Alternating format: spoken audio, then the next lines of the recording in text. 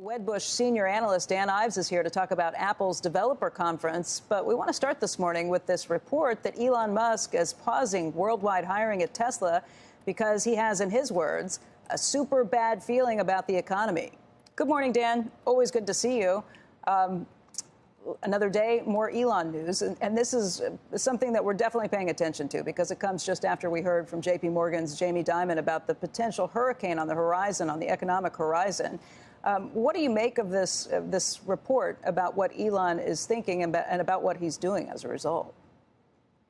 Yeah, I think the question is this a canary in the coal mine? What does this say about demand? Look, I think a big part of this is what we're seeing in China, zero COVID driven. I mean, it's been a debacle in terms of what Musk and Tesla have seen as well as others in China. And the delivery trajectory is going to soften for the year. And that's something that, we cut our numbers, others have too. Look, I think part of this is being cautionary. I still think demand's outstripping supply, globally. But I think he's also setting a tone, trying to get ahead of this, prudent, but no doubt, this is going to be one on the knee jerk, that there's going to be worries that more negative news is coming, especially when Musk talks. And I think that's what this is really going to have a ripple effect. Yeah, Dan, I think a lot of people are trying to figure out, is this an indication of how severe those lockdowns in China have been in terms of its ability to produce cars, or is he seeing something on the demand side of the picture too?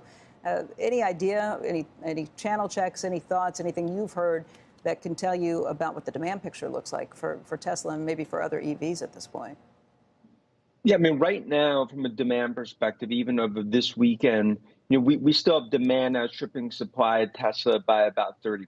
So I don't think that it's a demand issue in terms of that sense. Now, in terms of China and zero COVID, I think that's probably 75% of the reason here, because that's the hearts and lungs of Tesla when you think about from a demand perspective. That's about 40%, and also production. And I think this is also something you will see pockets of spend in Austin as well as Berlin. But look, clearly, this is a much different Musk than we saw in mid-April, the one that ultimately bought Twitter, at the 54.20.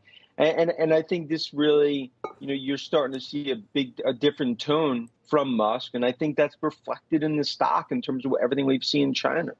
That's the biggest question, though. This stock's already down 30% year to date. Has this been baked into this? Is this something that investors kind of sniffed out before we got these comments from him? Or this? Yeah, I mean, you have the knee-jerk negative today, but I do believe this is pretty much baked in. I think deliveries, we've talked about deliveries are going to miss, anywhere from 15 to 20% potentially because of China. Now the focus will be on the month of June, second half trajectory. And again, this is also Musk, I think really trying to get ahead of it.